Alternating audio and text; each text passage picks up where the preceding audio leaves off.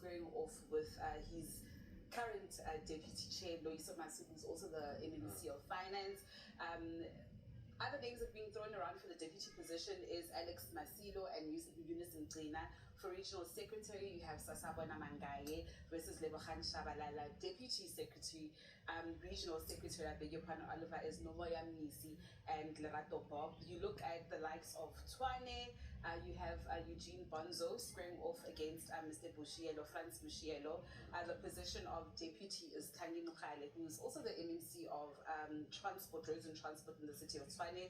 Regional Secretary George Majila versus Raji Lumela, and of course the treasurer is Dale Jacobs versus Nicholas Munyai.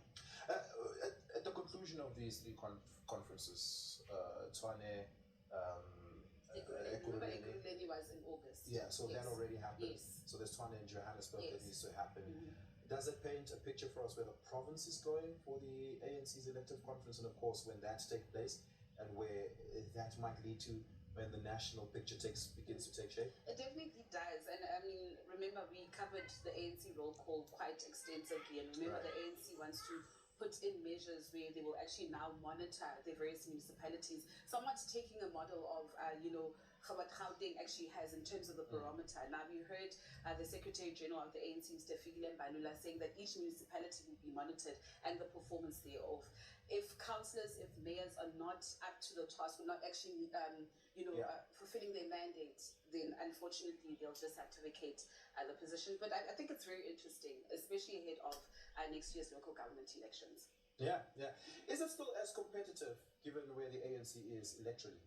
It still is, Oliver. I mean, the stakes are high. Remember, the ANC also wants to reclaim, as they say, the city of Johannesburg. Remember, they're under a coalition government, the government of local unity. So, I mean, the stakes are really high. Remember, but at the end of the day, Oliver, what matters the most is the people of Johannesburg when it comes to service delivery, right?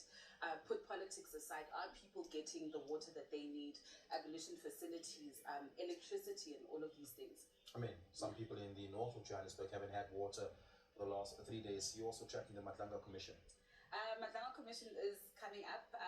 Of course, very interesting things that actually happened this past week. But in terms of Monday, we expect an anonymous witness to actually testify remotely at the Commission. As to how it's going to happen, we are not so sure. But just to recap what actually happened this past week, we saw Witness X taking the stand on Tuesday after News 24 and Daily Maverick had actually reached an agreement between the evidence leaders of the Commission, Oliver, and the inquiry over the opposition to actually have those in-camera hearings. So a lot actually came out, revealed chats this past week. So yeah, but also on the sidelines, I think something very interesting that actually happened, and you covered it very well, the interview that you had with Brown Mokgotsi, and that was after his house in the Northwest was also raided. He said a lot of things to you.